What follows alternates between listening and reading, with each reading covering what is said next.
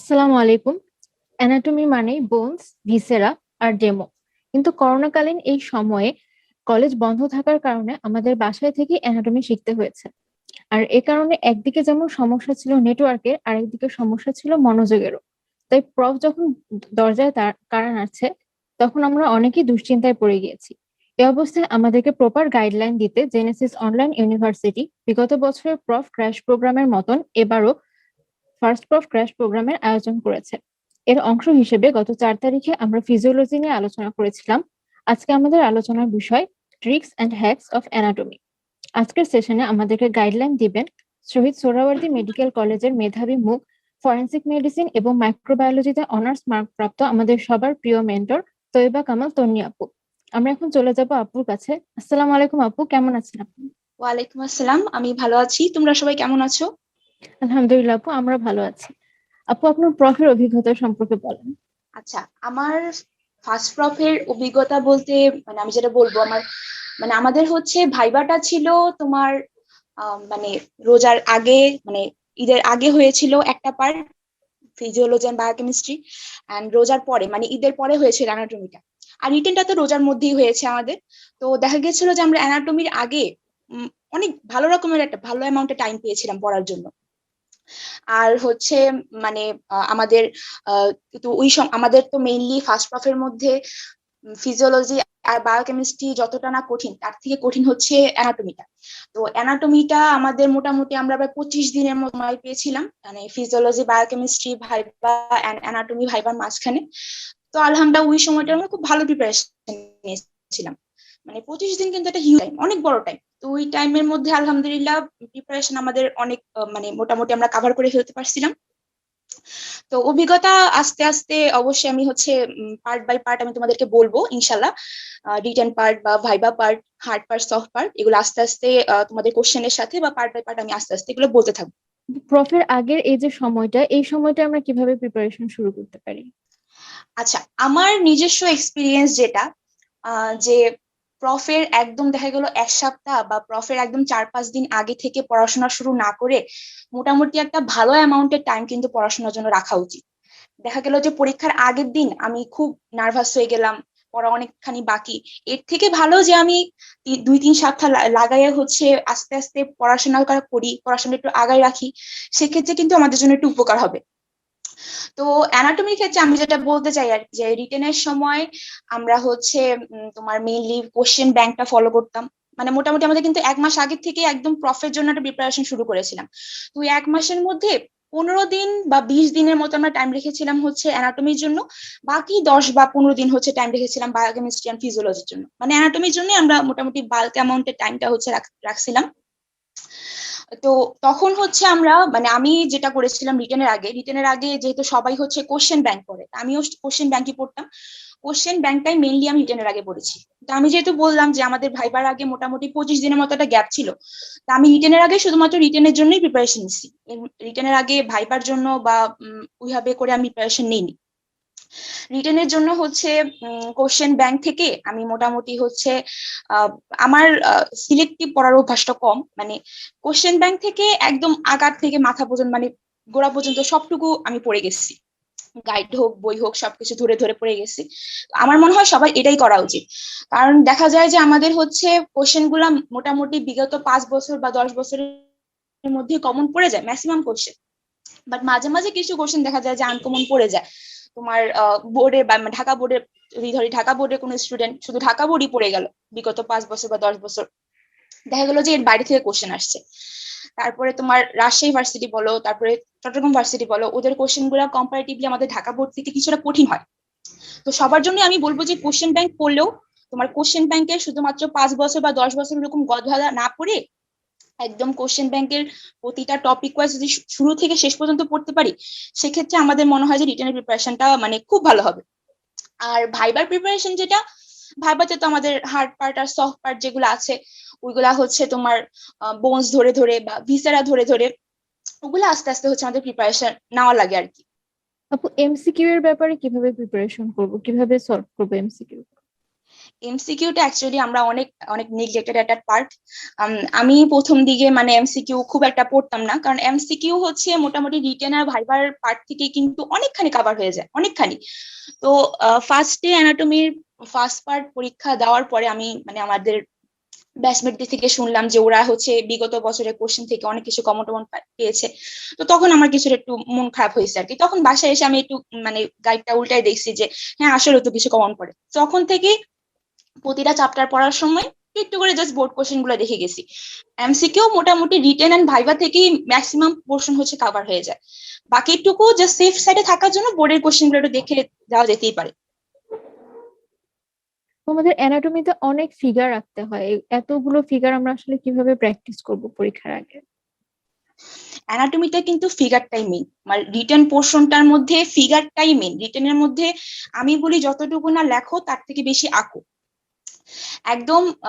প্রতিটা কোশ্চেনের মধ্যে যে ধরনের কোশ্চেনই আসুক না কেন, আহ, কিছু কোশ্চেন তো থাকবেই যে তোমার হচ্ছে ড্রয়িং লেভেল, ওইগুলা বাদে কোশ্চেন থাকবে, সেটা 1 নম্বরের কোশ্চেন হোক অথবা তোমার 1.5 মার্কসের কোশ্চেন হোক, যত মার্কসেরই কোশ্চেন হোক না কেন, একটা ফিগার দিয়ে দিলে কিন্তু তোমার সেক্ষেত্রে তোমার মার্কসটা কিন্তু প্রচুর বেড়ে যায়, অনেক বেড়ে যায়।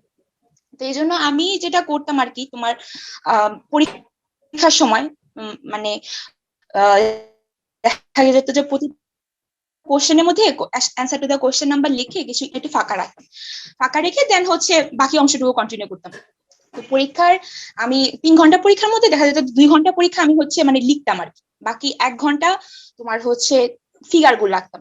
তো ফিগার গুলো প্র্যাকটিস করার ক্ষেত্রে কিছু ফিগার যেগুলো আছে যেগুলো মাস্ট একদম draw and level this picture, এগুলা এইভাবে যে কোশ্চেন গুলো আসে ওইগুলো তোমাদেরকে একদম এক্সাক্ট ভাবে প্র্যাকটিস করতে হবে বারবার।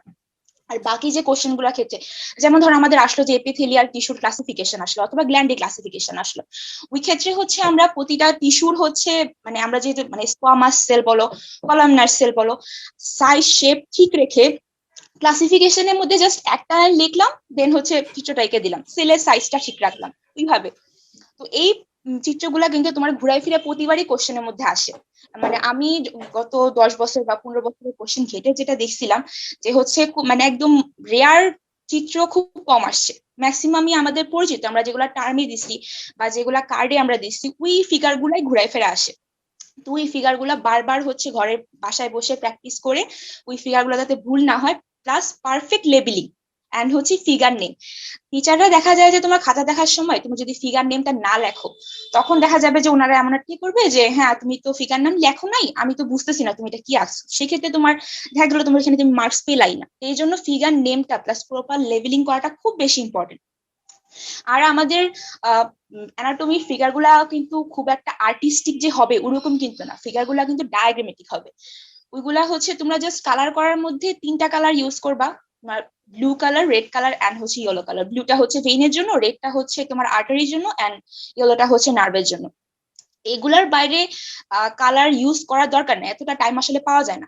তো ওইভাবেই ঘরের মধ্যে তোমার একদম পেন্সিল দিয়ে হোক কলম দিয়ে হোক বাসার মধ্যে প্র্যাকটিস করব। এবং হচ্ছে পরীক্ষার হলে আমি যেটা করতাম যে তোমার ফিগার গুলা হচ্ছে পেন্সিল দিয়ে, ঠিকই অবশ্যই পেন্সিল দিয়ে আঁকতে হবে, কিন্তু নার্ভের যে বা আর্টারি বা ভেনের যে পার্ট গুলো ওগুলো আমি আর পেন্সিল দিয়ে আঁকতাম না, আমি একদম হচ্ছে ডিরেক্টলি ওই কালার পেন্সিল দিয়ে হচ্ছে ড্র করে দিতাম। আমার সময়টাও হচ্ছে সেভ হতো, প্লাস হচ্ছে তোমার ফিগারটাও দেখতে খুব সুন্দর লাগতো। আপু, আমরা যখন পড়বো তখন কি আমরা নিজেদের বোর্ডের প্রশ্নটাই পড়বো না অন্যান্য বোর্ডের প্রশ্নগুলো দেখবো সাথে? হ্যাঁ, এই জিনিসটা যেটা সেটা হচ্ছে তোমার প্রফের রিটেনের জন্য। হ্যাঁ, বোর্ডে নিজের বোর্ডের কোশ্চেন তো অবভিয়াসলি পড়বো, নিজের বোর্ডের কোশ্চেন পড়ার সাথে সাথে কিছু কোশ্চেন দেখবা তোমার হচ্ছে রাজশাহী বোর্ডে বা তোমার হচ্ছে সিইউতে অনেকবার আসছে। মানে গাইডে নর্মালি তো আমরা রিটেনের জন্য গাইডটাই পড়ি, গাইডের মধ্যে দেখবা হচ্ছে কয়েকবার কয়েকবার হচ্ছে এই কোশ্চেন গুলো আসছে। তো ওই কোশ্চেন গুলো মিস করা মানে আমার মনে হয় যে উচিত না। এই আমাদের নিজের বোর্ডের কোশ্চেন প্লাস অন্যান্য বোর্ডের মোস্ট ইম্পর্টেন্ট একদম তুমি নিজে দেখলেই বুঝবা যে এই কোশ্চেন গুলো হচ্ছে 3 স্টার দেওয়া কোশ্চেন, ওই কোশ্চেন গুলো তুমি মাস্ট হচ্ছে প্র্যাকটিস করে যাবা। এগুলার পাশাপাশিও তোমার হচ্ছে নর্মালি ধরো ঢাকা ভার্সিটির কথাই যেটা বলি যে তোমার হচ্ছে আমাদের ঢাকা ভার্সিটির মানে যে কোশ্চেন গুলো হয় ওগুলো normally Dhaka medical college, Suhrawardy বা সলিমুল্লাহ, তারপরে হচ্ছে ময়মনসিংহ মেডিকেল কলেজ, ওইসব মেডিকেল কলেজের টিচাররাই মেনলি করে।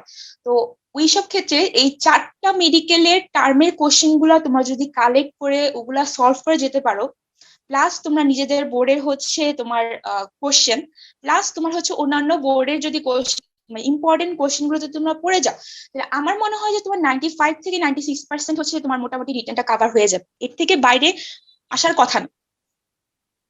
যখন আমি বোর্ডের প্রশ্নগুলো পড়বো, ঠিক কত বছরের প্রশ্ন কভার করবো?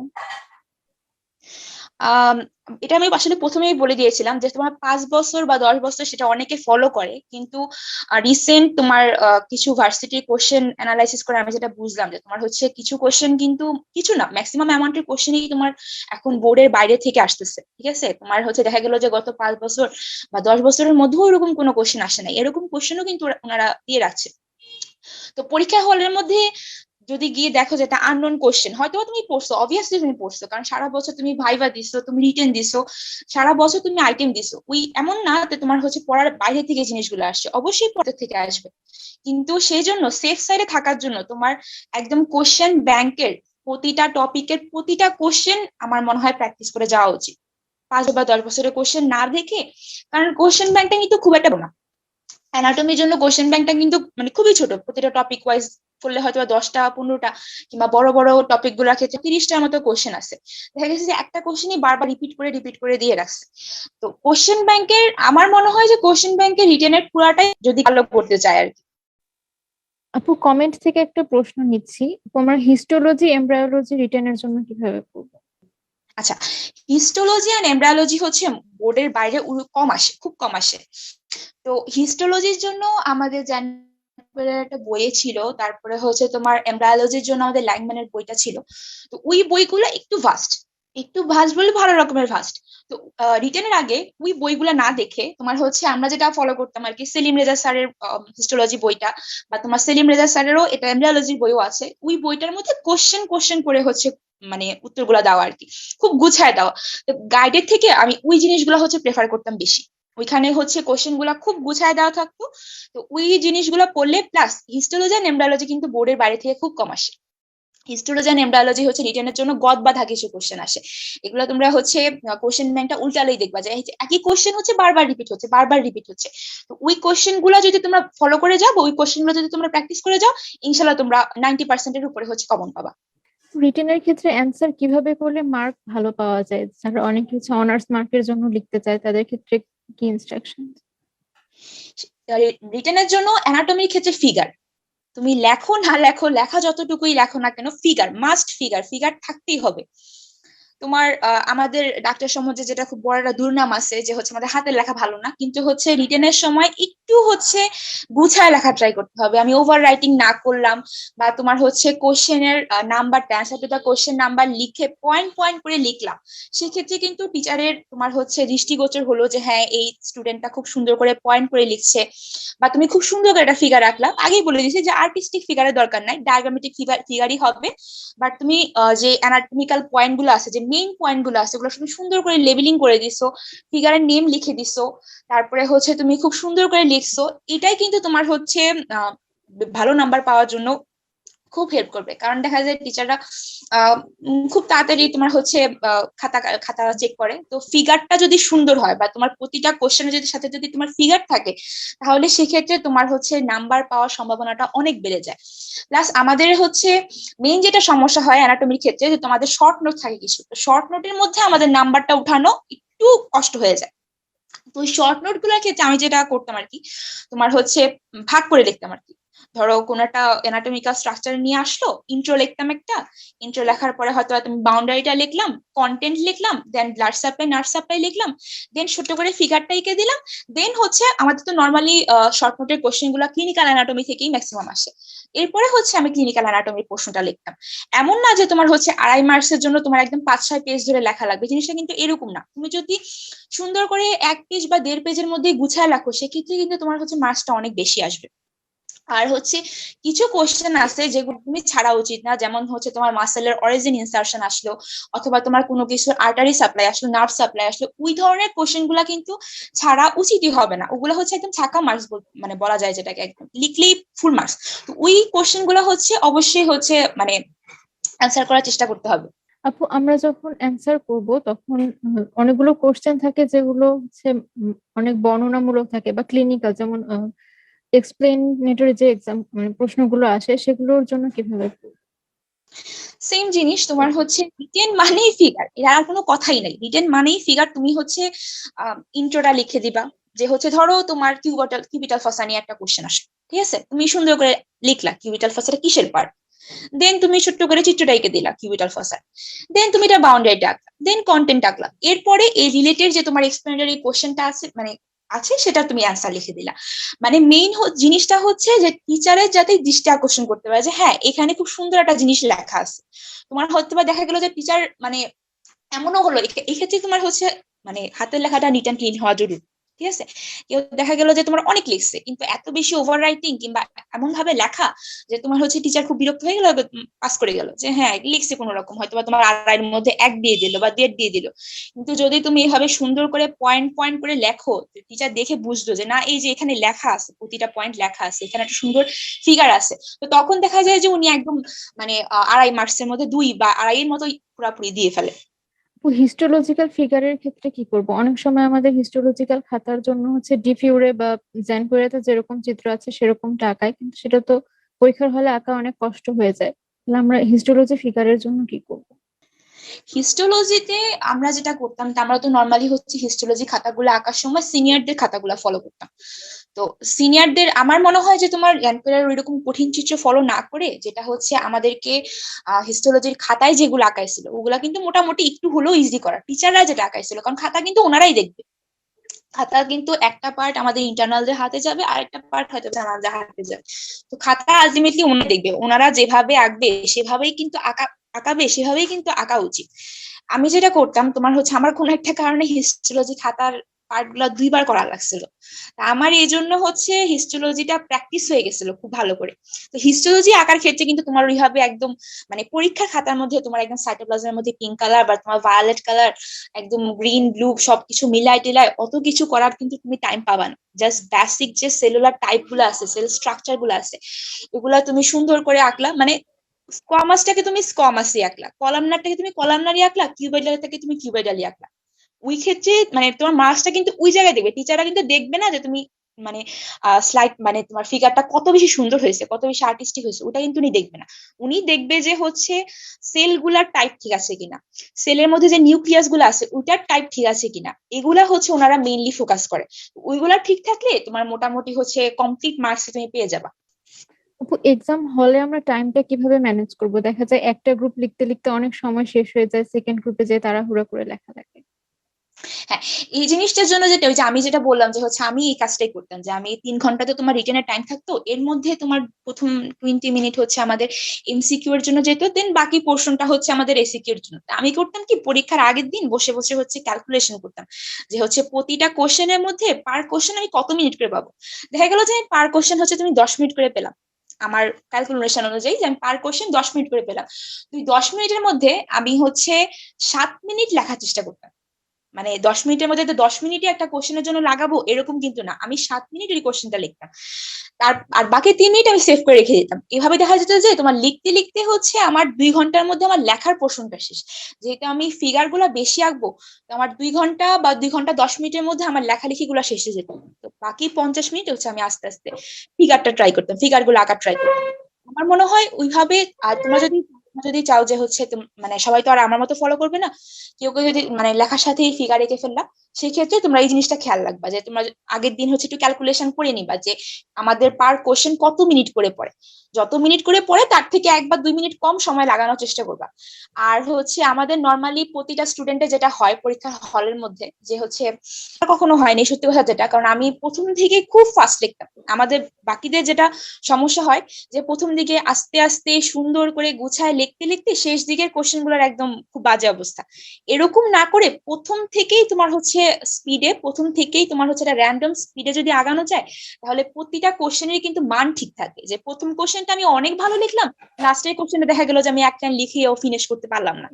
এর থেকে ভালো প্রথম থেকে একটু একটু করে তোমার হচ্ছে যদি মানে তাড়াতাড়ি লেখার চেষ্টা করি, সেক্ষেত্রে আমার মনে হয় যেটা যে কোশ্চেন মানে অ্যান্সার করা তোমরা পুরাটাই কমপ্লিট করতে পারবা, প্লাস রিভিশন দেওয়ার জন্য তোমাদের 5 মিনিট বা 10 মিনিটের মধ্যে হাতে টাইম থাকবে।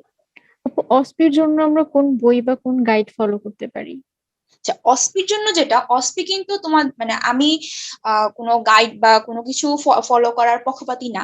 অসপি গুলা যেগুলা দেয় সেগুলা কিন্তু তোমার মানে ওই ভাইবাতে যা থাকে তাই কিন্তু দেয়। ধরো তোমার হার্ড পার্টের মধ্যে অসপি যেগুলা থাকে ওইখানে কিন্তু তোমার মোটামুটি 7টা থেকে 8টা স্টেশন থাকে হচ্ছে হিস্টোলজিক্যাল স্লাইড, দেন 4-5টা থাকে হচ্ছে বোনস, দেন হচ্ছে তোমার একটা স্টেশন হয়তো বা থাকে তোমার জয়েন্টের মানে প্রসিডিউর স্টেশন, ওইখানে তোমার হয়তো বা কোনো হিস্টোলজিক্যাল স্লাইডের তোমার হচ্ছে ফোকাস করতে বললো বা মাউন্টিং করতে বললো, অথবা তোমার হচ্ছে একটা প্রসিডিউর স্টেশন থাকলো যেটার মধ্যে তোমার একটা জয়েন্ট দেখালো, সেই জয়েন্টের মুভমেন্টটা দেখাতে বললো, তারপরে তোমার ওই মুভমেন্ট রিলেটেড কোশ্চেন গুলো তোমার করলো আর কি, যে ওইখানে প্রাইম মুভার কোনটা, বা তোমার হচ্ছে এই জয়েন্টটা হচ্ছে কোন কোন বোনস দিয়ে ফরমেশন হয়, এরকম টুকিটাকি কোশ্চেন। তো হিস্টোলজিক্যাল স্লাইড গুলা কিন্তু তোমরা আগের দিন বা তোমার হচ্ছে পরীক্ষার আগের কয়েকদিনের মধ্যেই তোমার হচ্ছে মামাদের কাছে গিয়ে দেখে নিবা যে মামা পরীক্ষার দিন কোনগুলা থাকবে হিস্টোলজিক্যাল স্লাইড, ওইগুলা বারবার প্র্যাকটিস করবা, ওইগুলাই কিন্তু আমাদের অস্পিতে দিবে, এমন না যে খুব বাইরে জিনিস দিবে। আর বোনসে যে জিনিসগুলো অস্পিতে দেয় সেগুলা হচ্ছে তোমার দেখা গেল যে ইম্পর্টেন্ট একটা সালকাসের মধ্যে চকমার্ক করে দিচ্ছে বা গ্রুভের মধ্যে চকমার্ক করে দিচ্ছে, ওইখানে দিয়ে বললো যে হচ্ছে কোনো রিলেশন বা তোমার হচ্ছে আদারওয়াইজ যে আশেপাশে যে ইম্পর্টেন্ট কোশ্চেন সেগুলাই। বোনস থেকে কিন্তু ওরকম কোনো কোশ্চেন করে না। প্লাস তোমার এমনও দিতে পারে যে এই বোনসটা হচ্ছে কোন কোন জয়েন্ট ফরমেশন করতে পারে, এই জয়েন্টের মধ্যে আর কি কি বোনস লাগে, কাজে লাগে। আর অস্পির ক্ষেত্রে কোশ্চেনটা ফলো করা, কোশ্চেন কোনটা করছে সেটা হচ্ছে ফলো করা মোস্ট ইম্পর্টেন্ট, কারণ অনেক সময় দেখা যায় যে তোমার টাইম কম থাকে, তো মানে সবাই তাড়াহুড়ার মধ্যে থাকে, কোশ্চেনটাই দেখা গেলো ঠিক মতো পড়লো না, যে আদৌ এখান থেকে কি চাইছে সেটা জানার আগে আমি দেখা গেলো যে লিখতে বসে গেলাম। এটা না করে প্রথমেই তোমার হচ্ছে কোশ্চেনটা দেখবা, কোশ্চেনটা দেখে কোশ্চেনটা পড়ে বোঝার চেষ্টা করবা যে কি চাইছে, দেন হচ্ছে আস্তে আস্তে আগাই গেলা। সেটা এটা হচ্ছে হার্ড পার্টের ক্ষেত্রে। আর সফট পার্টের ক্ষেত্রে তোমার হচ্ছে আমাদের ভিসেরা দিয়ে দেয়, ভিসেরা দেয় অথবা তোমার স্পেসিমেন দেয়, ওইগুলোর ক্ষেত্রে দেখা গেলো যে একটা ইম্পর্টেন্ট স্ট্রাকচারের মধ্যে একটা ফ্ল্যাগ মার্ক করে দিল, ওইখানের ইম্পর্টেন্ট রিলেশন বা আর্টারি সাপ্লাই বা নার্ভ সাপ্লাই বা স্পেসিমেনটা আইডেন্টিফাই করো, মানে এই ধরনের কোশ্চেন গুলা থাকে। তো এগুলার জন্য আলাদা কোনো বই, আলাদা কোনো গাইড ফলো করার থেকে ভাইবার প্রিপারেশনটা তুমি যদি 100% নিয়ে যাও বা 90% নিয়ে যাও, তোমার মোটামুটি পুরাটা হচ্ছে মানে অস্পিক কোশ্চেনই কমন পড়ে যাবে, অস্পির জন্য আলাদা হবে আর কোনো গাইড বা কোনো বই ফলো করার দরকার নেই। আপু, ভাই ভাই যে হিস্টোলজি বা এমব্রায়োলজির অংশটুকু থাকে বা জেনারেল অ্যানাটমি, সেটার জন্য কিভাবে পড়াশোনা করবো? আচ্ছা, তোমার আমাদের নর্মালি হচ্ছে হিস্টোলজি, এমব্রায়োলজি বা জেনারেল অ্যানাটমি যে পার্ট গুলা, এগুলা রিটেন থেকে আমরা যা যা পড়ি সেগুলাই কিন্তু কমন পড়ে যায়। এখন সবসময় যে ওইখান থেকে কমন পড়ে যায় কিন্তু এরকম না। তোমার আর পার্সোনাল এক্সপিরিয়েন্স থেকে আমি এটা বলছি, আমার হচ্ছে হার্ড পার্টের সময় এক্সট্রা ছিল হচ্ছে ঢাকা মেডিকেল কলেজ সেগুফতা। যদি ঢাকা মেডিকেল কলেজে কেউ এখানে থেকে আর কি, তাহলে উনি, তাহলে তোমরা জানবা। তো ম্যামের কিন্তু খুব ফেভারিট ছিল হিস্টোলজি। উনি মানে একদম বোনস, আমাদের তো কার্ড কোশ্চেন থাকে, কার্ড কোশ্চেনের মধ্যে ফার্স্টে থাকে বোনস, দেন থাকে স্কেলেটন, দেন থাকে জেনারেল অ্যানাটমি একটা পার্ট, দেন থাকে তোমার হচ্ছে হিস্টোলজি। উনি হচ্ছে বোনস ধরে কোন টাইপের বোনস, লং বোনস বলার পরে লং বোনে হিস্টোলজি চলে গেছে, এরপরে আবার উনি জেনারেল অ্যানাটমি গেছে, ওইখান থেকে উনি হিস্টোলজিতে চলে যাচ্ছে। মানে উনি হচ্ছে পুরাটা ভাইবা মোটামুটি হিস্টোলজির উপরেই শেষ করেছে। তো এটা আসলে না অনেকটা এক্সটার্নাল বেস, যে তোমার এক্সটার্নালটা কেমন মানে কে আসলো বা উনি আসলে কোন কোন টপিকটা বেশি পছন্দ করে। নর্মালি যদি হচ্ছে আমাদের অন্য এক্সটার্নাল আসতো সেক্ষেত্রে হচ্ছে তোমার হিস্টোলজি বল এই জিনিসটা হচ্ছে একদম রিটেন থেকে যা যা পড়ছি ওইখান থেকে আমাদের কমন পড়ে যায়।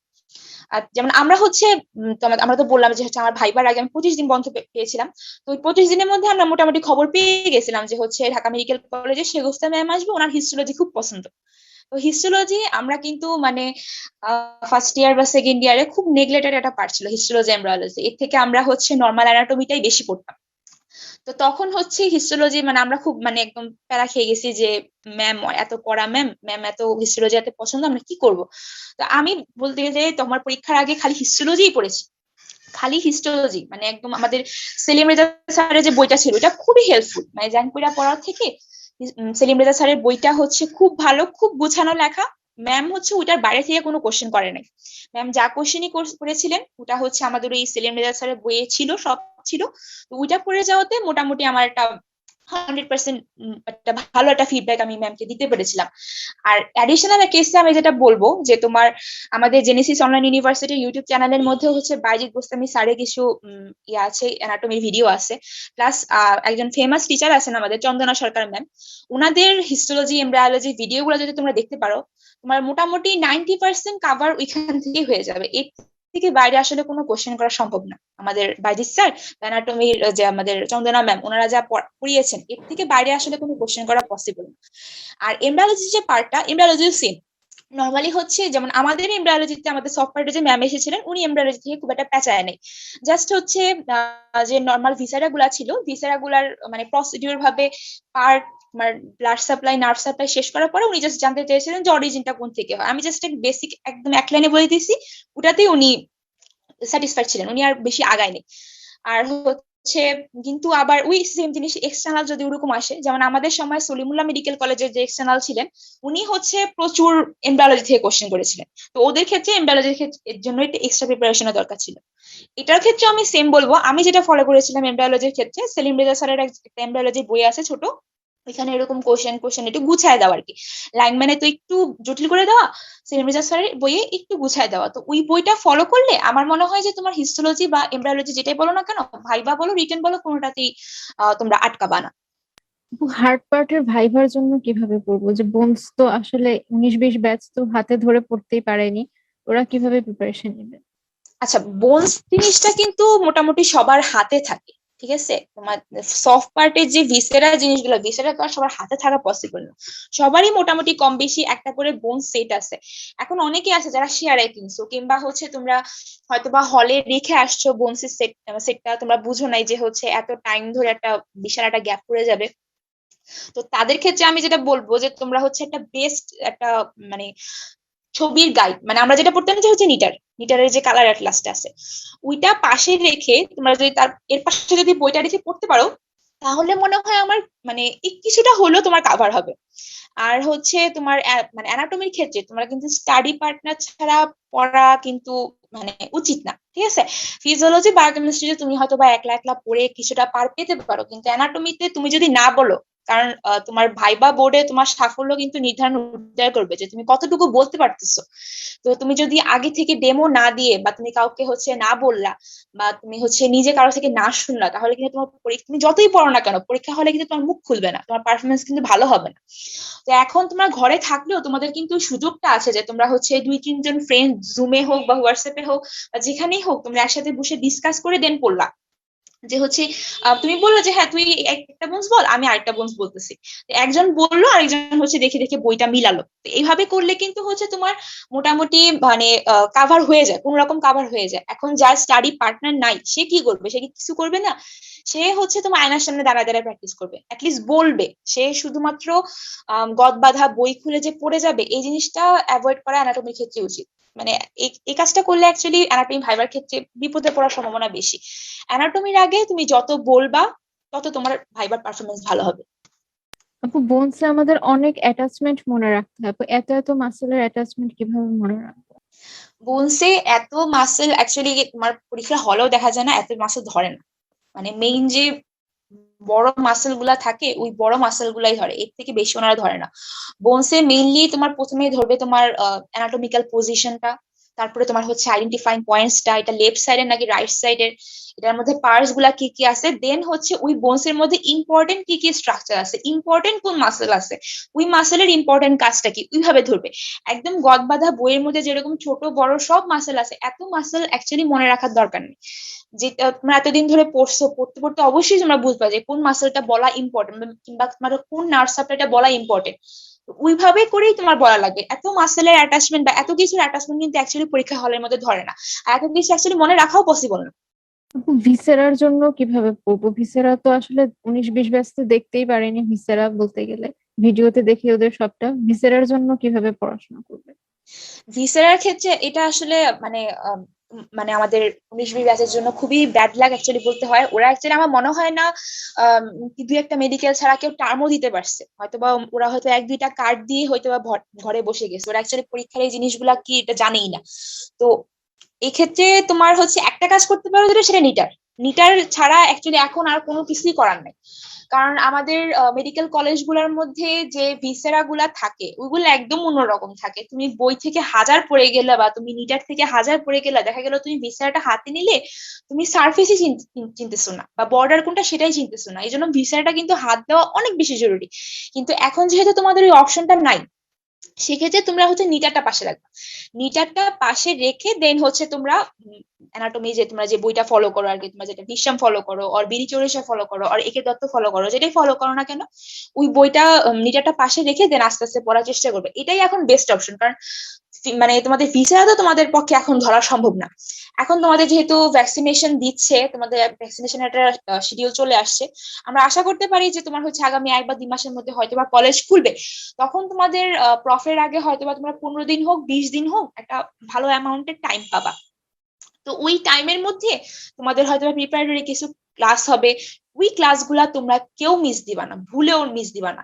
তখন হচ্ছে তোমাদের হয়তো ভিসেরা গুলাও দেখাবে, টিচাররা দেখাবে। তো টিচাররা যখন দেখাবে তখন টিচাররা যাওয়ার পরে তোমরা নিজেরা ধরে ভিসেরা দেখবে। তোমরা মানে এমন মনে হতে পারে যে হ্যাঁ এই ভিসাটা থেকে তো আমি সবকিছু পারি, সবকিছু আমাদের পড়া আছে। যে তুমি ভিসাটা ধরলা, ধরার পরে দেখবা কি তুমি তুমি সার্ফেসটাই চিনতেছো না, তুমি বর্ডারটাই চিনতেছো না। এরকম জিনিস কিন্তু হয়, অনেক হয়। তারপর আরেকটা জিনিস যেটা হয় যে আমরা নর্মালি যেটা করতাম, আমরা কার্ডে বা টার্মের সময় এক ভিসেরা দিয়ে পরীক্ষা দিতাম, এক ভিসেরা দিয়ে আইটেম দিতাম। প্রফের আগে একদম নতুন একদম ফ্রেশ ভিসেরা বের করতো। তো দেখা যেত কি, তো তখন ভিসেরা গুলো হাতে দেওয়ার পর মনে হতো একদম নতুন নতুন মনে হতো আর কি, যে আসলে কোথায় সার্ফেস কোন জায়গায়। মানে আমাদের নিজেদের মানে আমাদের আগের যে ভিসেরা গুলা থাকতো আর কি, ভিসেরা গুলা ধরে পরীক্ষা দিতে দিতে এমন অবস্থা হয়ে গিয়েছিল যে তোমার ভিসেরার প্রতিটা পোর্শন আর কি আমাদের মুখস্থ হয়ে গেছিল। তো ওই অবস্থায় আমাদের একটা নতুন ভিসেরা ধরাই দিছিল। তো তখন আমাদের আবার একটু বুঝতে সমস্যা হয়েছে। তো প্রফের আগে আমরা হচ্ছে ভাইবার আগে কিছুদিন টাইম ছিল, তো ওই টাইমটার মধ্যে মানে আমার হার্ড পার্ট আর সফট পার্টের মাঝখানে হচ্ছে 5 দিনের মতো একটা গ্যাপ ছিল।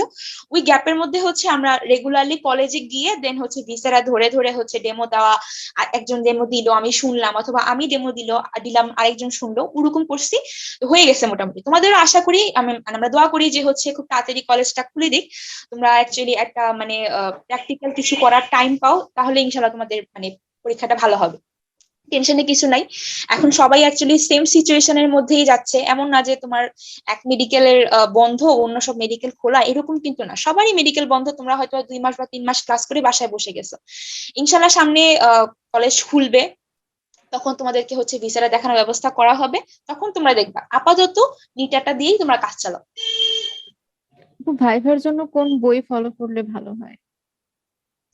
ভাইবার জন্য অ্যাকচুয়ালি কোনো মানে বই নাই, মানে ওরকম ভাবে মানে বই ফলো করার ব্যাপারে না। তোমার ধর আমাদের গাইড গুলোর মধ্যে কিন্তু আইডেন্টিফাইং পয়েন্টস গুলা একবার সুন্দর করে দেওয়া আছে, ওই পোর্শন গুলা আমরা হচ্ছে ভাইবার জন্য গাইড থেকে পড়তে পারি। বাকি পোর্শনটা হচ্ছে তোমরা যে যে বই ফলো করো। যেটা আমি হচ্ছে মেইনলি বিশ্রামটা ফলো করতাম, একে দত্ত থেকে বিশ্রামটা খুব বেশি ফলো করতাম। তো হচ্ছে আমি বিশ্রামটাই পড়তাম আর কি, বিশ্রামটাই ভিসেরা দেখে ভিসেরার জন্য তোমার হচ্ছে ভিশনটা দেখে দেখে পড়তাম, দেন একজনকে ডেমো দিতাম। প্লাস ওই যে আবার বললাম আমাদের হচ্ছে ইউটিউবে আমি ডেমো দেখতাম আর কি প্রচুর।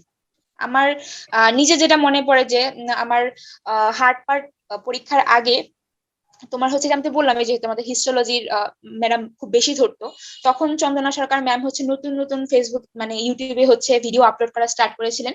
তো আমার হচ্ছে পরীক্ষার 2 দিন আগে মাসেলের হিস্টোলজি পড়া বাকি ছিল। আমি বসে বসে আল্লাহর কাছে দোয়া করতেছিলাম, আল্লাহ চন্দনা সরকার ম্যাম যেন আজকে এই মাসেলের হিস্টোলজির ভিডিওটা আপলোড করে দেয়। তো আল্লাহর রহমতে হচ্ছে পরীক্ষার 2 দিন আগেই হচ্ছে ম্যাম মাসেলের হিস্টোলজি পার্টটা আপলোড করেছিলেন, তা আমি ওইভাবে দেখে দেখে পড়ছি আর কি। আমি যেটা করতাম যে ডেমো দেখতাম, ডেমো দেখে প্লাস আমার যেটা অভ্যাস ছিল আমি লিখতাম, প্রচুর লিখতাম। ডেমো দেখে লিখে রাখতাম, দেন হচ্ছে নিজে ভিসেরা হোক বা হচ্ছে তোমার বোনসটা হাতে নিয়ে হোক, ওই ডেমোর পয়েন্ট গুলো আমার তো ডায়েরিতে বা খাতাতে লেখা থাকতো, ভিসেরাটা ধরে বা বোনসটা ধরে হচ্ছে আমি ওই জিনিসগুলাই হচ্ছে আবার নিজে নিজে বলতাম। তো ভাইবার প্রিপারেশনটা আমার এইভাবে ছিল। আপু, রেডিওলজি ডিসেকশন এগুলোর জন্য কিভাবে পড়াশোনা করবো? রেডিওলজি থেকে তোমার ফার্স্ট ইয়ারে অ্যাকচুয়ালি ওরকম বেশি কিছু ধরে না। তোমার রেডিওলজিতে আমাদের 5 মার্কস বরাদ্দ থাকে।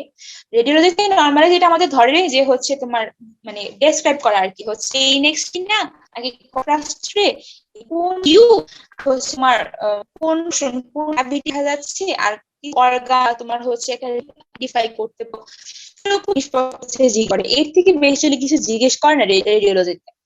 তো কলেজের মধ্যে হচ্ছে রেডিওলজি যে ফিল্ম গুলা থাকবে তোমাদের ডিপার্টমেন্টে, ওগুলোতে দুই একবার দেখলেই না হচ্ছে হয়ে যাবে, এর থেকে বেশি লাগবে না। কারণ হচ্ছে তোমার ফার্স্ট ইয়ার সেকেন্ড ইয়ারে রেডিওলজি থেকে অ্যাকচুয়ালি খুব একটা বেশি কিছু ধরে না, তুমি জাস্ট একটু সুন্দর করে বলতে পারলেই হবে। আর টিচাররা হচ্ছে জিজ্ঞেস করে যে এই যে এই স্ট্রাকচারটার নাম বলো তো। তো তখন হচ্ছে তুমি পকেটের মধ্যে অবশ্যই পেন বা পেন্সিল যে কোনো একটা কিছু হোক নিয়ে যাবা, হাত দিয়ে দেখাবা না, ওইটা দিয়ে হচ্ছে দেখা দিবা যে হ্যাঁ ম্যাম এটা হচ্ছে এটা, এটা হচ্ছে এটা। তো তখন আবার জিজ্ঞেস করে যে তুমি কিভাবে বুঝলা যে হচ্ছে এখানে রাইট লেখা নাকি লেফট লেখা, নাকি তোমার হচ্ছে এই রেডিওলজিটা হচ্ছে তোমার ফিমেলের নাকি মেইলের। এইরকম ট্রিকি কিছু কোশ্চেন জিজ্ঞেস করে। ঠিক আছে, এটার জন্য আম, বই বা গাইড ফলো আমি করি নাই, টিচাররা হচ্ছে আমাদের ক্লাসে, আমাদের টিউটোরিয়াল টিচাররা যেভাবে বলে দিয়েছিলেন, যেভাবে ডিসক্রাইব করতে বলে দিয়েছিলেন, প্লাস ওনারা বারবার হচ্ছে আমাদেরকে ফিল্মটা দেখিয়েছিলেন যে এই যে এই ফিল্মের মধ্যে এটা এই স্ট্রাকচার, এটা মেইলের এটা ফিমেলের, এইভাবে আমরা সাইড আইডেন্টিফাই করি। ওগুলা হচ্ছে বারবার একটু দেখলেই হয়ে যাবে, ওটার জন্য আলাদা কোনো বই বা গাইডের দরকার নেই। ডিসেকশনের জন্য কিভাবে পড়াশোনা করব? ডিসেকশনটা হচ্ছে তোমার এটা অ্যাকচুয়ালি অনেকটা ক্যাডাভার বেস, তো দেখা যায় তো তোমার কিছু মেডিকেলের মধ্যে, মানে আমাদের মেডিকেলের মধ্যে তোমার আমাদের ক্যাডাভার গুলার মানে এমন অবস্থা, ওইখানে বসে ডিরেক্টলি মানে ডিসেকশন করার কিন্তু কোনো ওয়ে থাকে না। ওইখান থেকে টিচাররা নর্মালি যেটা করে আর কি, যে তোমার ডিসেকশনের প্রসিডিউরটা জিজ্ঞেস করে যে বলো তো এই যে এখানে কিউবিটাল ফসাটা আছে বা এই যে এখানে এক্সিলাটা আছে, এটাকে ডিসেকশন কিভাবে করবা। ডিসেকশনের এই পার্ট গুলা আমাদের হচ্ছে একে দত্তের বইয়ের মধ্যে খুব সুন্দর করে দেওয়া আছে, যে এই যে এইভাবে ডিসেকশন করা লাগে। ডিসেকশনের জন্য একে দত্তের পয়েন্ট গুলা ফলো করাই হচ্ছে মাস্ট। প্লাস তোমরা হচ্ছে ভাইবা কিছুদিন আগে ফ্রেন্ডরা মিলে যাবা, ফ্রেন্ডরা মিলে গিয়ে হচ্ছে তোমার যে ডিসেকশনের যে পার্ট গুলো আছে ওগুলো একজন বলবা, একজন দেখাবা। প্লাস তোমার ওইখান থেকে কিন্তু তোমার ইম্পর্টেন্ট স্ট্রাকচার দেখাতে বলে যে কোন আর্টারি কোন নার্ভ, কোনটা কোন নার্ভ কোনটা কোন আর্টারি, ওগুলো হচ্ছে নিজেরা নিজেরা কয়েকবার দেখবা। আর আইডেন্টিফাইং পয়েন্টের জন্য বা তোমার হচ্ছে ডিসেকশনের প্রসিডিউর কিভাবে করতে হয় সেটার জন্য তোমার একই দত্ত ফলো করবা। সারফেস মার্কিং কিভাবে করব? সারফেস মার্কিং এর জন্য কিভাবে শুরু করব? একে দত্তের পিছনে হচ্ছে সারফেস মার্কিং এর প্রতিটা পয়েন্ট হচ্ছে দেওয়া আছে একে দত্তের বইয়ের পিছনে। সারফেস মার্কিং এর জন্য তোমার হচ্ছে আমাদের তো কার্ড কোশ্চেন থাকে, সব মেডিকেল কলেজেই কার্ড কোশ্চেন থাকে। এগুলা সিনিয়রদের থেকে জিজ্ঞেস করে নিবা যে কার্ড কোশ্চেনের মধ্যে কোন কোন সারফেস মার্কিং গুলা দেওয়া, ওগুলো তোমরা নিজেরা প্র্যাকটিস করবা। প্র্যাকটিস করলে কি হবে, তোমার ম্যাক্সিমাম তো তোমরা হলে থাকো, তো হলে থাকলে হচ্ছে তোমার একজন আরেকজনের গায়ে বা তোমার হচ্ছে প্রফের আগে মামারাও হচ্ছে চান্স করে দেয় যে এই যে আমি বসলাম আপনারা আমার গায়ের মধ্যে আঁকেন। তো তখন হচ্ছে তোমরা মামার গায়ের মধ্যে প্র্যাকটিস করলা। আর হচ্ছে প্রসিডিওরটার জন্য যে হচ্ছে কিভাবে আঁকতে হয় সেই জিনিসটার জন্য তোমরা একে দত্ত ফলো করবা। আর এই সারফেস মার্কিংটা তো হার্ড পার্টের অংশ। দেখা যায় যে তোমার সার্ফেস মার্কিং তুমি করলা, করার পর দেখা গেলো তোমার একটা আর্টারি পড়লো, তখন তোমার দেখা গেলো যে আর্টারির কন্টিনিউশনটা তোমাকে জিজ্ঞেস করবে। তারপরে আর্টারিটা মেইন কোন মাসেলকে সাপ্লাই দেয় সেটা জিজ্ঞেস করবে, মানে এরকম রিলেভেন্ট কিছু কোশ্চেন তোমার আসবে। আর তোমার হচ্ছে এই সার্ফেস মার্কিং এর জন্য প্রসিডিউর যেটা সেটা তোমরা একে যত ফলো করবা। জেনারেল অ্যানাটমির যে প্রশ্নগুলো থাকে সেগুলোর জন্য কি শুধু কার্ডের প্রশ্নগুলো ফলো করলেই হবে, না একদম টোটাল যা পড়েছি পুরো 2 বছরের সবকিছু রিভিশন করে যাব? আচ্ছা, পরীক্ষার আগে তো আসলে পুরা 2 বছরে যা কিছু আছে সবকিছু ফলো করা মানে সবকিছু রিভাইজ করার টাইম থাকে না, তখন কার্ডটাকে প্রায়োরিটি দেওয়াই উচিত। ঠিক আছে, কারণ তোমাদের হয়তো বা মানে আমাদের এই যে 19-20 সেশনের মধ্যে ভাইবার মধ্যে হয়তো বা টাইম খুব একটা খুব বেশি দিবে না, হাইস্ট 4-5 দিন, এর থেকে বেশি টাইম পাওয়া অ্যাকচুয়ালি পসিবল না। তো ওই সময় হচ্ছে কার্ড গুলা কি কি আছে, কার্ডের মধ্যে কোন কোন টপিক আছে, দেখা গেলো কার্ড তো আর একটা থাকে না, কার্ড তো তোমার 20টা থাকে বা 15-20টার মতো থাকে। 15-20টা কার্ডের টপিক যদি আমরা এক করি দেখা গেল যে তোমার পুরো জেনারেল অ্যানাটমি কভার হয়ে যাবে, মানে অনেকখানি পোর্শন কিন্তু ওইখানে কার্ড কোশ্চেনটা ফলো করলেই হবে। এর থেকে বাইরে হয়তো বা রিলেভেন্ট কিছু কোশ্চেন তোমার জিজ্ঞেস করতে পারে, আশেপাশের একটু কোশ্চেন, এর থেকে মানে খুব একদম দূরে যে যাবে ওরকম কিন্তু না। জেনারেল অ্যানাটমি হিস্ট্রি এমব্রায়ো যে প্রশ্নগুলো সেগুলোর জন্য কি গাইড ফলো করলে চলবে, বিশেষ করে জেনারেল অ্যানাটমির জন্য? রিটেনের জন্য গাইড ফলো করলেই হবে, রিটেনের জন্য গাইডটাই পড়া উচিত, বাট ভাইবার জন্য একটা ফলো নাই বেটার। কারণ হচ্ছে আমাদের মেডিকেলের মধ্যে তোমার বায়োকেমিস্ট্রি বলো ফিজিওলজি বলো এই জিনিসগুলা কিন্তু গাইড থেকে অনেক টাকা হয়, মানে মোটামুটি অনেক অংশই 70 থেকে 80% কাভার হয়, বাকি 20% বা 30% হয়তো আমাদের বাইরে থেকে পড়া লাগে। বাট অ্যানাটমির পোর্শনটা কিন্তু অ্যাকচুয়ালি গাইড থেকে খুব একটা কাভার হয় না, রিটেনটা কাভার হয় বাট ভাইবা না। তো ভাই জন্য তোমাদের সেলিম স্যারের যে তোমার হিস্টোলজি, সেলিম স্যারের যে এমব্রায়োলজি বা সেলিম স্যারের হিস্টোলজির মধ্যে কিন্তু জেনারেল অ্যানাটমি পার্টটা আছে। তো ওনার জন্য মানে এই টপিক গুলোর জন্য হচ্ছে এই বইটা ফলো করাই আমার মনে হয় ভালো হবে। তোমাদের যাদের বইটা আছে তারা বইটা তোমরা খুলে দেখতে পারো, মানে খুব ইজি করে লেখা, মানে আমাদের জন্য আমরা যদি প্যালেট করতে পারি ওইভাবেই লেখা। আর জ্যানকুয়াতে বা তোমার হচ্ছে ল্যাংম্যানে যেরকম কঠিন ভাষায় লেখা, ওরকম কঠিন ভাষায় লেখা না, কোশ্চেন কোশ্চেন আকারেই লেখা। তো ওই বইটা আমার মনে হয় ভাইবার জন্য ফলো করলে বেটার হবে। আপু 19-20 ব্যাচটা আসলে অনেক সময় ধরে পড়াশোনা করার সুযোগ পেয়েছে যেহেতু বাসায় ছিল। তো অনেকে আসলে কনফিউজড যে বিডি এখন পড়বে প্রফের আগে, না বিশ্রাম পড়বে, না দত্ত পড়বে। আপু, আপনি কি সাজেস্ট করেন?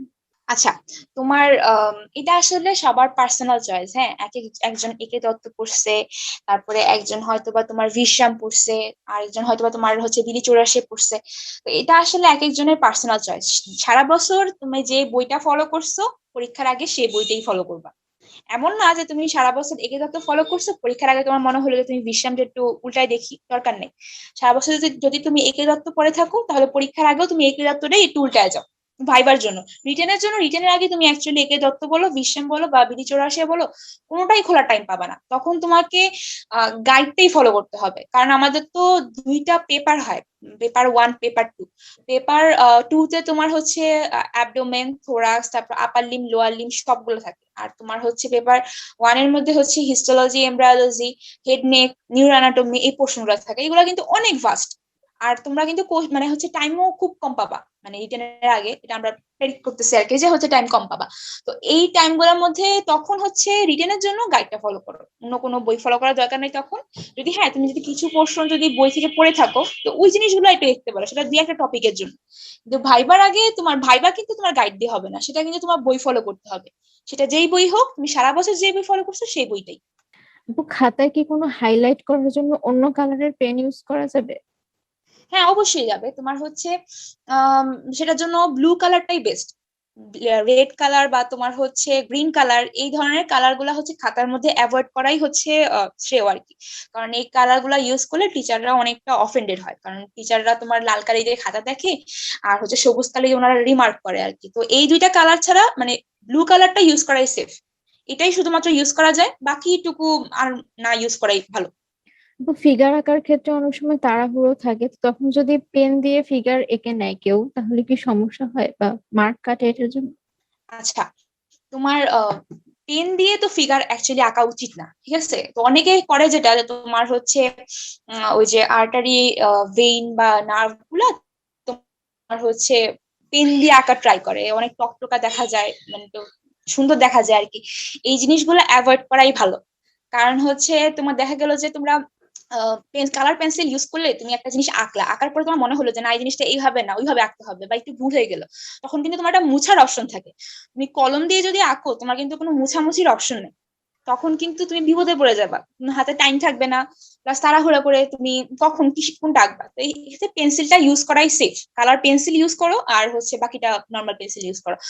ফিগারের ক্ষেত্রে কলমটা ইউজ না করাই বেটার।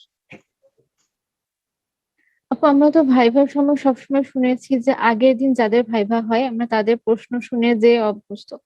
তাহলে আপু, যার প্রথম দিনে ভাইভা পড়বে সে আসলে কিভাবে প্রিপারেশন নেবে? আচ্ছা, এটা অ্যাকচুয়ালি খুব একটা আনঅফিসিয়াল কথা। মানে ফার্স্টের দিন যাদের ভাইবা থাকে তাদের ভাইবা কিন্তু ভালো হয়, ঠিক আছে? একটু হয়তো বা টিচারদের বকা টকা বেশি খায়, একটু বকা একটু বেশি খায়। এর থেকে বেশি অ্যাকচুয়ালি কিছু হয় না, ওদের পরীক্ষায় অন্যান্য গুলোর তুলনায় ভালো হয়। টিচাররাও খুব একটা কনসিডারেট থাকে, যে ওরা ফার্স্ট ব্যাচ, ওরা কোনো কোশ্চেনের প্যাটার্ন জানে না যে আমরা কি কোশ্চেন ধরবো।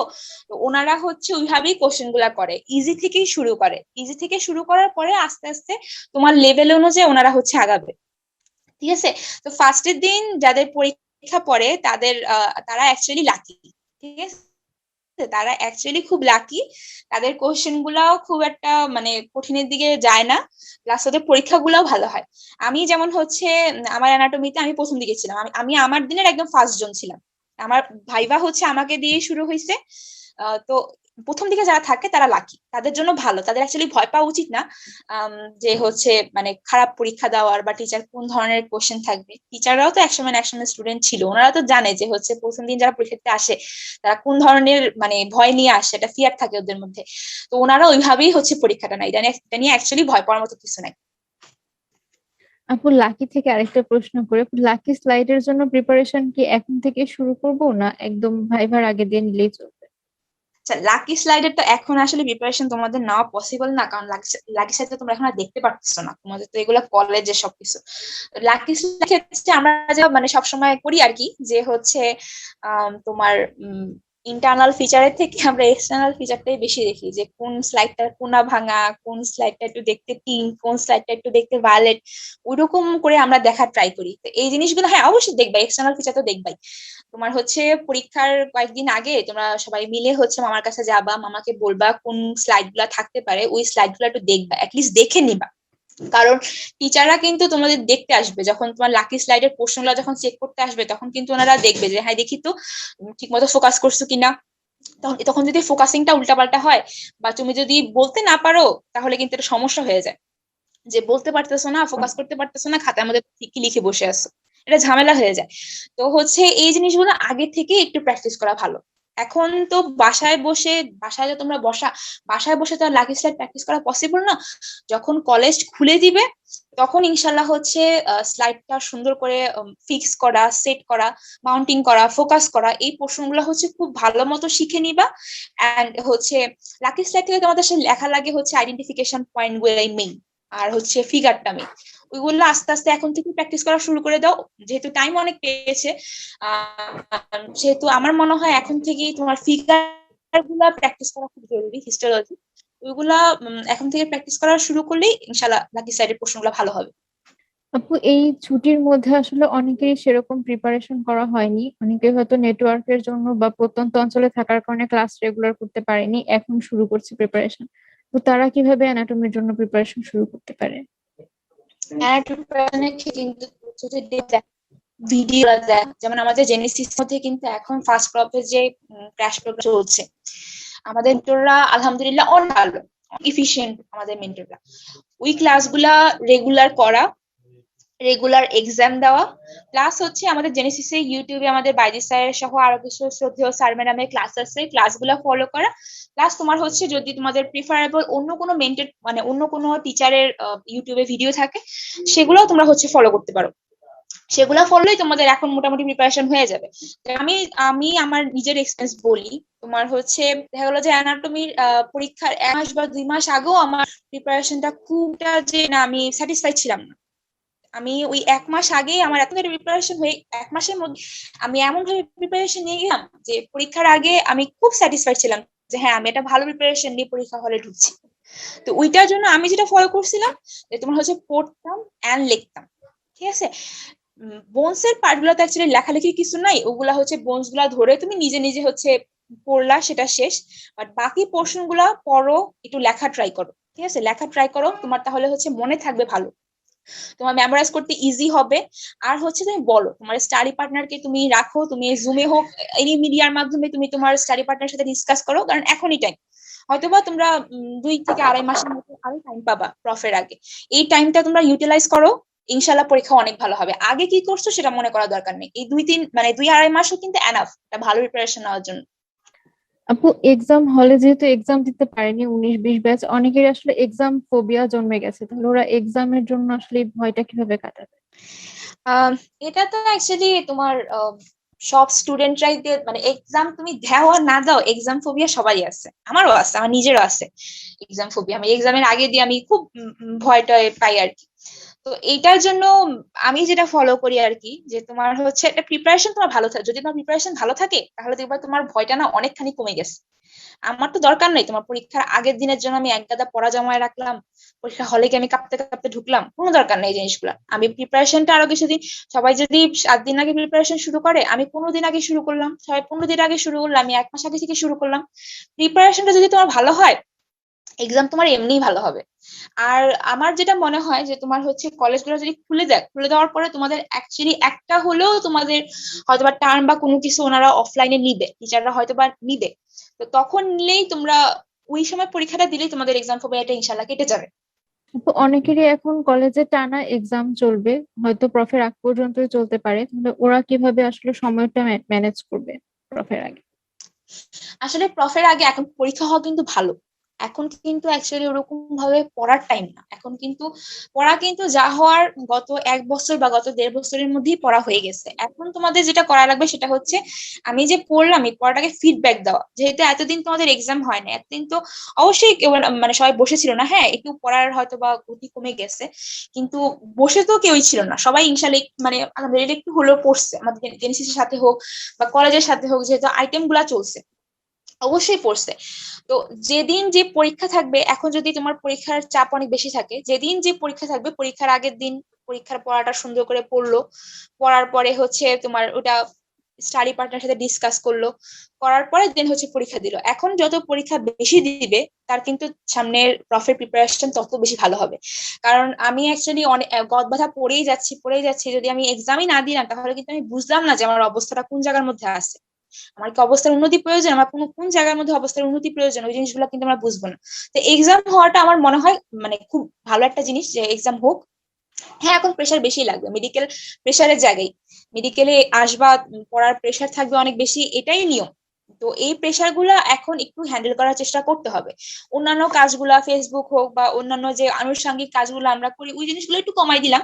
এখন হয়তোবা যেখানে আমরা পড়ার মধ্যে 3-4 ঘন্টা টাইম দিতাম, সে জায়গার মধ্যে হয়তো আমরা 5-6 ঘন্টা 7 ঘন্টা টাইম দিলাম, তাহলে ইনশাল্লাহ এই জিনিসগুলো ম্যানেজ হয়ে যাবে। অন্যান্য কাজ আনুষঙ্গিক কাজগুলো কিছুদিনের জন্য 2-1 মাসের জন্য একটু পাশে রাখলাম, প্রফ শেষ হওয়ার পরে ইনশাল্লাহ আমরা ওগুলো আবার শুরু করবো।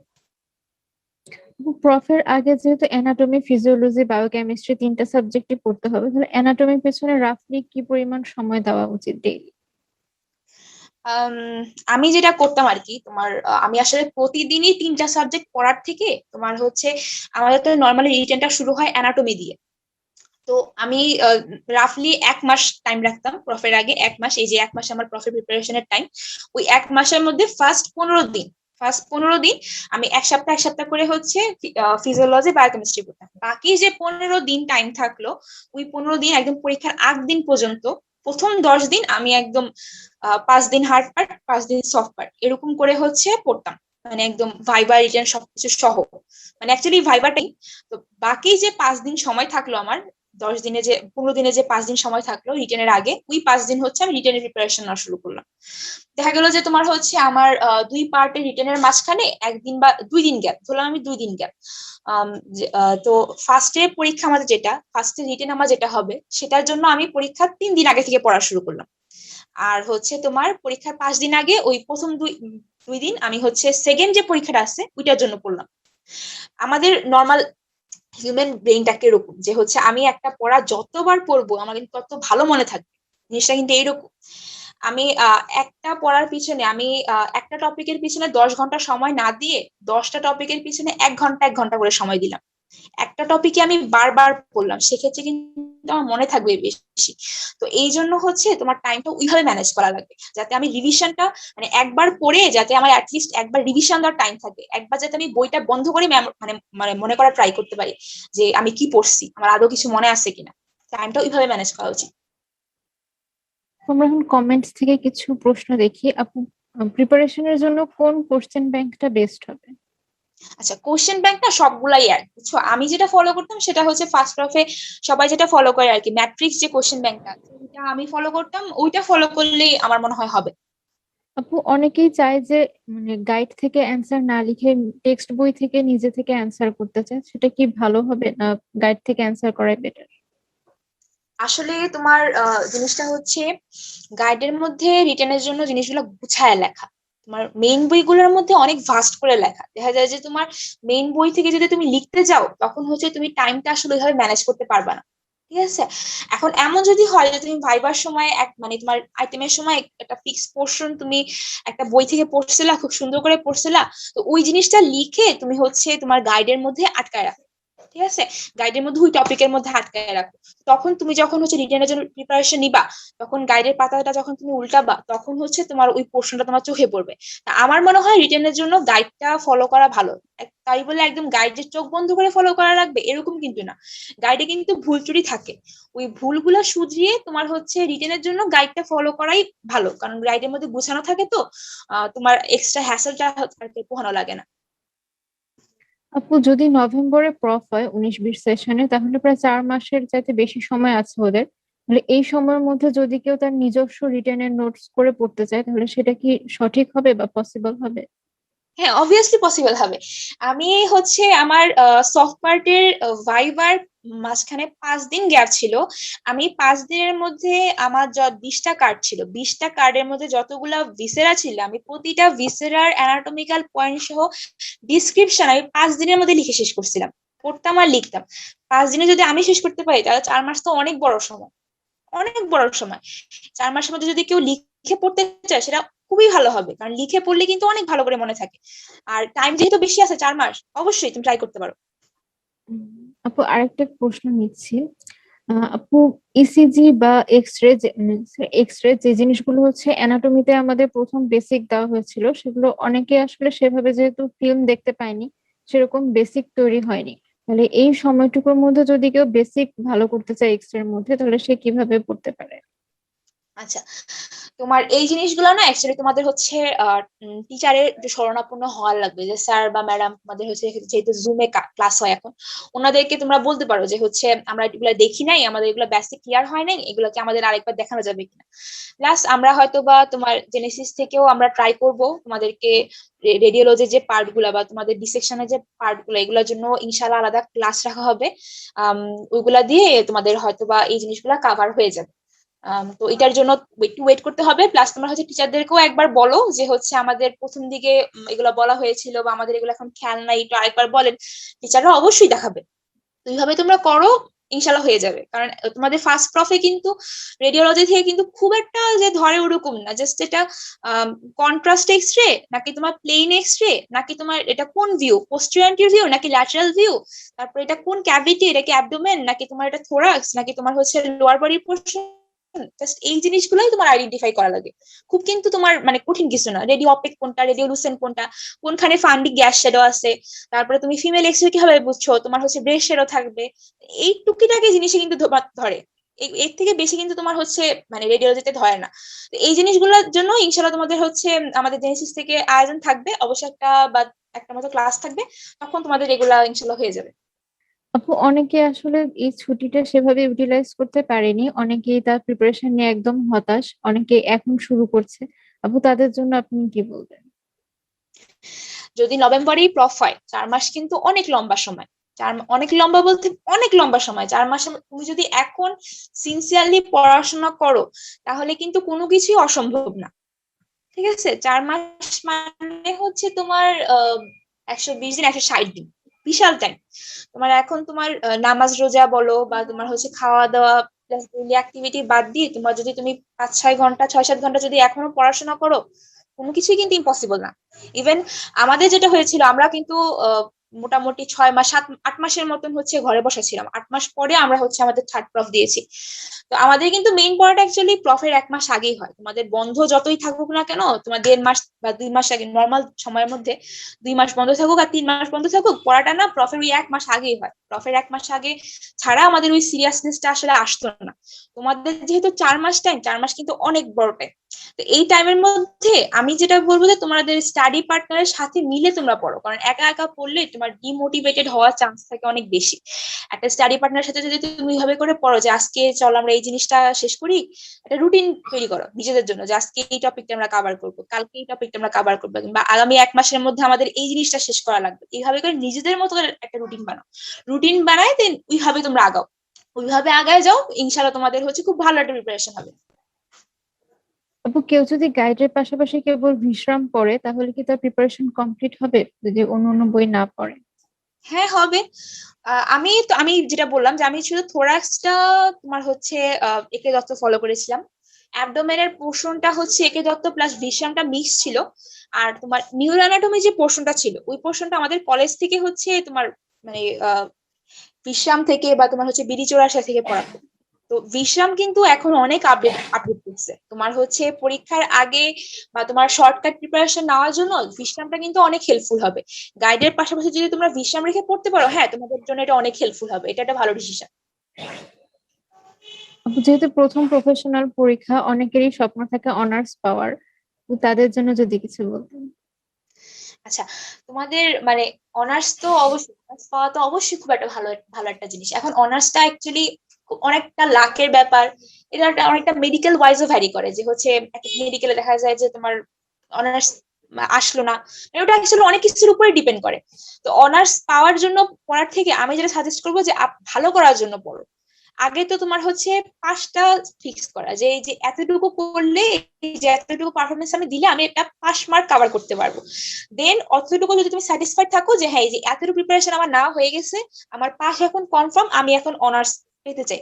তো অনার্সের জন্য আমি যেটা বলবো আর কি, যেটা আমি সবসময় দেখেছি, তোমার বোনস এর পোর্শন গুলা, হার্ড পার্টের মধ্যে তোমার অসিফিকেশন পয়েন্ট বা তোমার হচ্ছে হিস্টোলজির পোর্শন গুলা বা ক্লিনিক্যাল অ্যানাটমির পার্ট গুলা, তোমার অনার্সের জন্য তোমার ওই লেভেল যাওয়া, মানে ওই লেভেলে যাওয়া লাগে আর কি। তোমার ওইখানে হচ্ছে তোমার এটা আসলে তুমি কোশ্চেনের বেসিসে বুঝবা আর কি, তোমার এক্সটার্নাল তোমাকে কোন দিকে নিচ্ছে ওইটার উপরে তুমি দেখবা, দেখে বুঝবা যে এই যে আমার এখন নাম্বারটা ভালো হচ্ছে।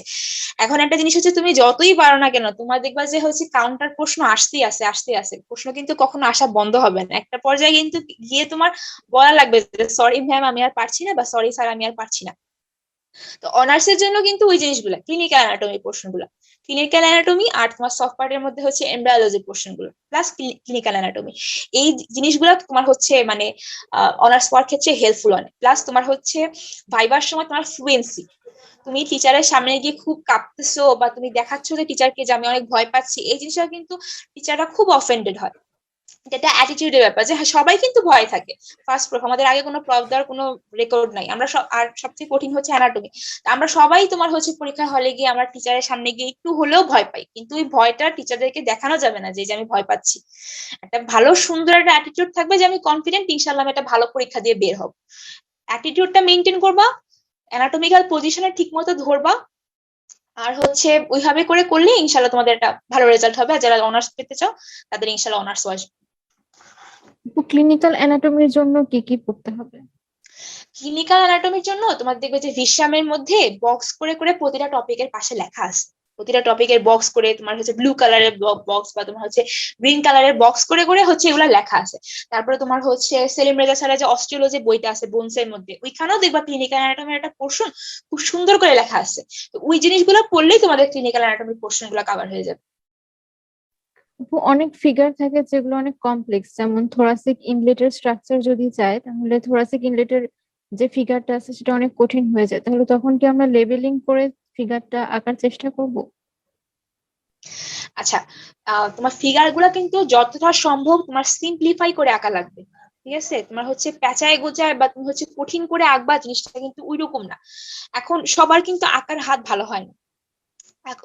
আঁকতে নিলে তুমি অ্যাটলিস্ট জাস্ট বুঝালা যে এই জিনিসগুলা আমাদের একদম ডিরেক্টলি কোশ্চেন দিয়ে দিল ড্র অ্যান্ড লেভেল, ওইগুলা ছাড়া সবগুলা কোশ্চেনের মধ্যে মানে উত্তরগুলা, ফিগার গুলা এমন ভাবে আঁকবা যাতে হচ্ছে টিচাররা বুঝে আর কি, যে এই জিনিসটা তারা আঁকছে। এখন তুমি থোরাসিক ইনলেট আঁকতে গিয়ে যদি সেটা কি স্ক্রিন এঁকে ফেলো তাহলে তোমার সমস্যা। অ্যাটলিস্ট তোমার নর্মাল স্ট্রাকচারটা মেনটেন করে যতটুকু তোমার পক্ষে পসিবল আর কি, যতটুকু তোমার পক্ষে পসিবল অতটুকুর মধ্যেই তুমি হচ্ছে এঁকে শেষ করবা।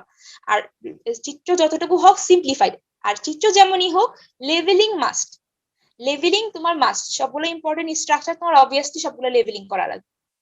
আপু, ফিগার আঁকার পরে যদি আমার ফিগারে কোনো ভুল হয় তাহলে সেটার জন্য কি মার্ক কাটা যায়? ফিগারের জন্য যদি ভুল হয় তাহলে মার্কস তো কাটা যাবে। তো ভুলটা যাতে না হয় আর কি। এখন তুমি যদি একটা আর্টারির জায়গায় তুমি একটা আর্টারি আঁকলা, আর্টারিকে তুমি লেভেল করলা হচ্ছে এটা একটা vein, সেক্ষেত্রে তো তোমার টিচাররা মার্কস কাটবে। এটা আসলে টিচারের উপর ডিপেন্ড করলো, দেখা যাচ্ছে টিচারের ইচ্ছা করলো যে উনি কিন্তু এখানে ডাবল জিরো দিতে পারে, এটা ওনার ইচ্ছা, ওনার মনে হলো ওখানে উনি দিতে পারে, সেটা দিতেই পারে। সেক্ষেত্রে হচ্ছে তোমার মানে যেমনই চিত্র আঁকো না কেন, মেইন স্ট্রাকচার গুলো ঠিক রেখে লেবেলিংটা ঠিক রাখো তাহলেই হবে। মানে একদম সেলটা আঁকলা, সেলের স্ট্রাকচারটা ঠিক রাখলা, নিউক্লিয়াসটা আঁকলা, নিউক্লিয়াসের স্ট্রাকচার ঠিক রাখলা, আর্টারিটা আঁকলা, আর্টারিটা কালার ঠিক মতো করলা, লেভেলিংটা ঠিক মতো করলা, এনাফ। আপু, অনেকে যেহেতু এই ছুটিতে একদমই পড়েনি, যদি শুধু গাইড থেকে প্রিপারেশন নেয়, কোনো মেইন বই নাই, পড়াশোনা করে একদমই, তাহলে কি সেটা পাশ করার জন্য সম্ভব? রিটেনের জন্য গাইড পড়লে হয়, মোটামুটি একটা পোর্শন কভার করা যায় গাইড থেকে, কিন্তু ভাইবার জন্য কিন্তু গাইড থেকে পড়লে কভার হবে না। এটা হবেই না, অ্যাকচুয়ালি হবে না।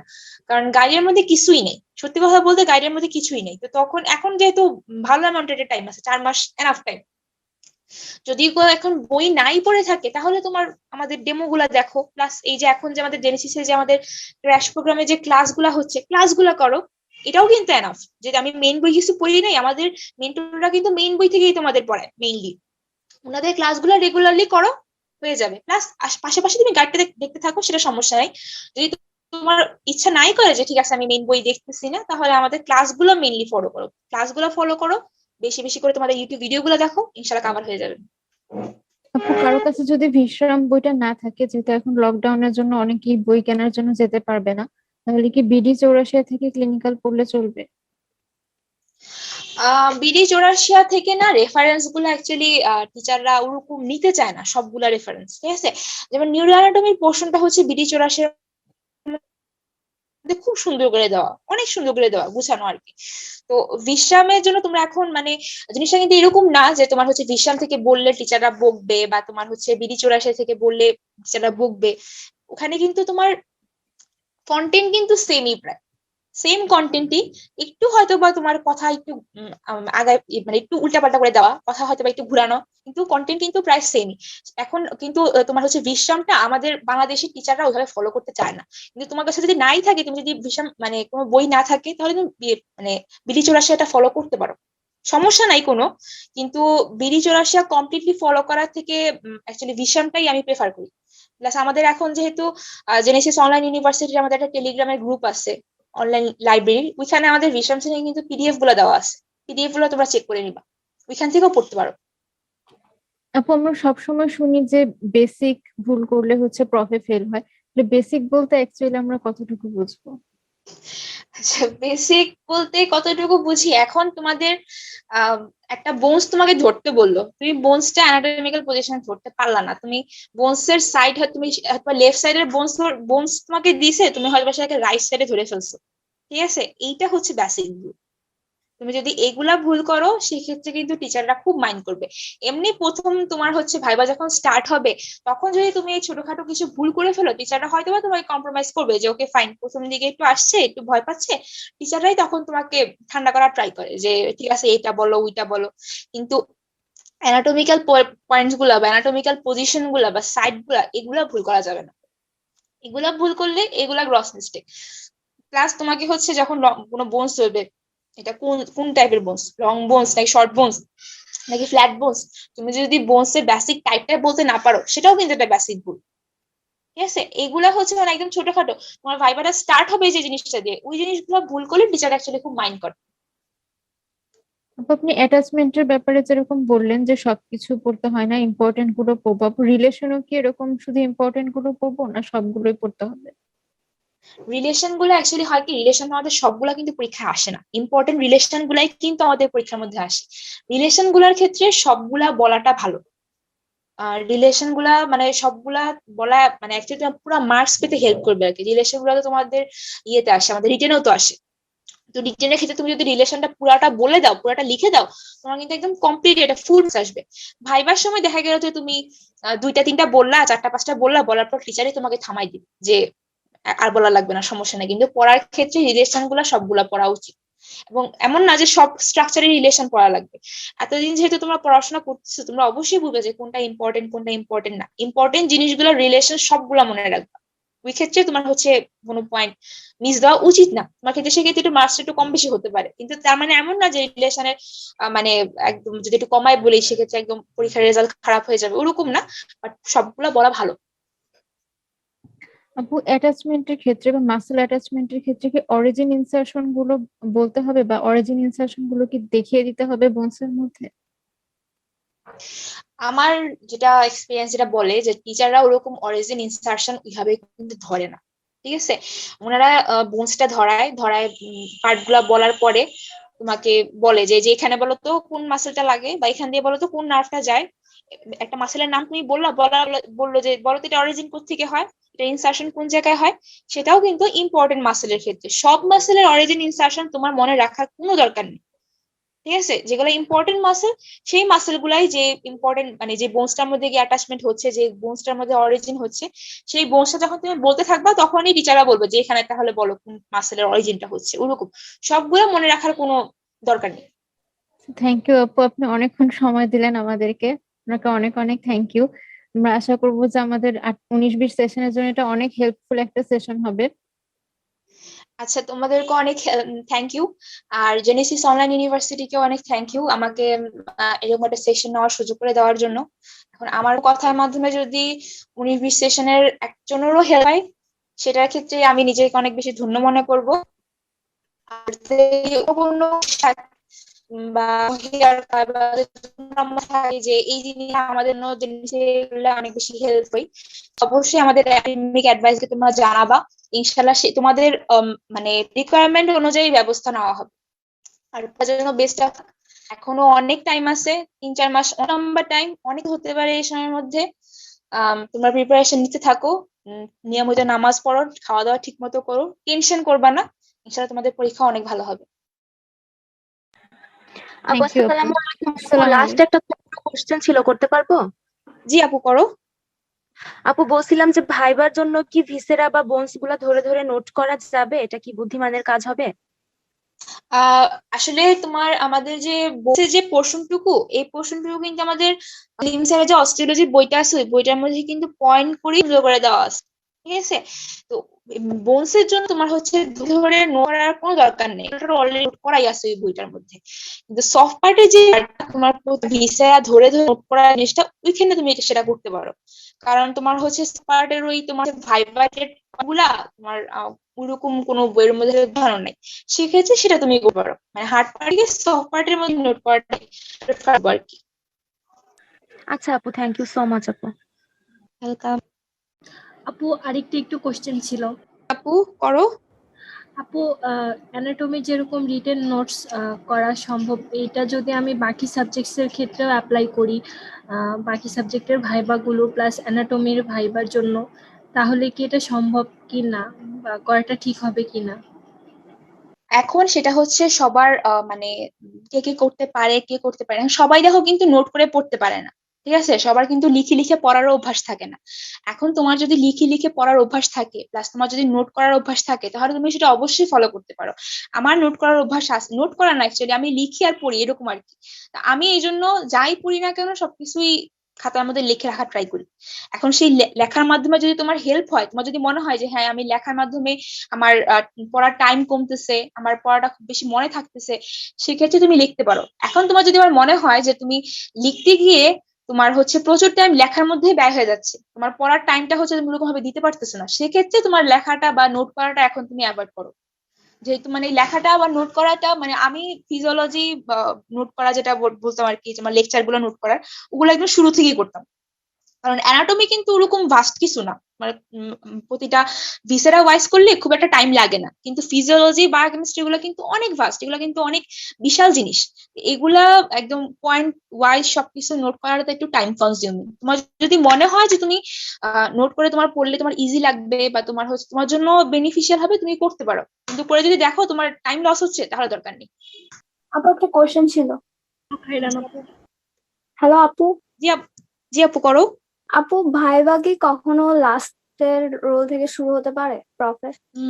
আমি আসলে কখনো দেখি নাই ভাইবা লাস্ট রোল থেকে শুরু করতে, ফার্স্ট জন থেকেই শুরু করে সম্ভব সবসময়। এখন এরকম করতে পারে, যেমন তোমার ধরো কার্ড কোশ্চেন উঠায়, তো কার্ড কোশ্চেনের মধ্যে তো অনেকগুলা পার্ট থাকে। যেমন সফট পার্টের মধ্যে তোমার মানে নর্মাল ভিসেরা থাকবে, হিস্টোলজির পার্ট থাকবে, রেডিওলজির পার্ট থাকবে, তারপরে তোমার হচ্ছে ইয়া থাকবে, ডিসেকশনের পার্ট থাকবে। এখন প্রথম জন গেল, প্রথম জন যাওয়ার পরে সে হচ্ছে তোমার ভাইবা শুরু করলো। তো এরপরে সেকেন্ড জন, থার্ড জন, ফোর্থ জনকে ডাকায় বাকি কাজগুলো করাতে থাকলো। মানে এইভাবে করে একসাথে 4-5 জন এটা শুরু করতে পারে। কিন্তু ওরকম পিছন থেকে স্পেসিফিক্যালি একজনকে ডেকে এনে ভাইবা শুরু করা, এটা অ্যাকচুয়ালি আমি কখনো দেখি নাই। থ্যাংক ইউ আপু। আপু একটা কোয়েশ্চেন করি। জি আপু, বলো। আপু আপনি যে বলেছিলেন যে ভাইবার জন্য মানে গাইড বইটা এনাফ না, কিন্তু আপু আমাদের কলেজে হিস্টোলজি আর এমব্রায়োলজি এগুলার তো আইটেম হতো না। তো আপু ভাইবার জন্য হিস্টোলজি এমব্রায়োলজি মানে এটা মেইন বইটা এখন কিভাবে পড়বো? আসলে আপু জিনিসটাকে আমি তোমাকে যেটা বললাম, যে তোমার হিস্টোলজি এমব্রায়োলজি নর্মালি কিন্তু রিটেনের কোশ্চেন পড়লেই কিন্তু হয়। রিটেনের কোশ্চেন মানে কি, সেটা গাইড থেকেই। ঠিক আছে? গাইডের বাইরে থেকে কিন্তু না। কিন্তু এখন আমাদের এক্সটার্নাল যদি আসে এরকম যে হচ্ছে হিস্টোলজি উনি অনেক বেশি পছন্দ করে, উনি কিন্তু তখন গাইডের নলেজ দিয়ে উনি সীমাবদ্ধ থাকবে না। ঠিক আছে? উনি কিন্তু তখন বাইরে থেকে জিজ্ঞেস করবে। তখন এই জন্য আমি তোমাকে বললাম সেফ সাইডে থাকার জন্য তোমাদের যদি সেলিম স্যারের বইটা তোমাদের কাছে থাকে তোমরা উল্টায় দেখতে পারো। বইটা না অনেক ইজি, বুঝছো, অনেক ইজি করে লেখা। আর যদি তোমরা তাও না করতে চাও তাহলে অ্যাটলিস্ট আমাদের যে চন্দনা ম্যামের যে ভিডিওগুলো আছে ওগুলো দেখতে পারো, বা আমাদের বাইজিস স্যারের যে ভিডিওগুলো আছে জেনেসিস এর মধ্যে ওগুলো দেখো। আমার মনে হয় তোমাদের জন্য অনেকখানি কভার হবে, কারণ সেফ সাইডে থাকা ভালো, তুমি জানো না তোমার এক্সটার্নাল কি আসবে। ঠিক আছে, এমনিতে নর্মালি সব জায়গায় তোমার হচ্ছে রিটেনের কোশ্চেন যেগুলো আছে ওইগুলা থেকে আমাদের হিস্টোলজি এমব্রায়োলজি ম্যাক্সিমাম পোর্শনই কভার হয়ে যায়। এক্সট্রা কিছুর জন্য দেন তোমরা হচ্ছে বই বা ডেমো গুলা ফলো করতে পারো। জি আপু, আচ্ছা, thank you so much. Welcome.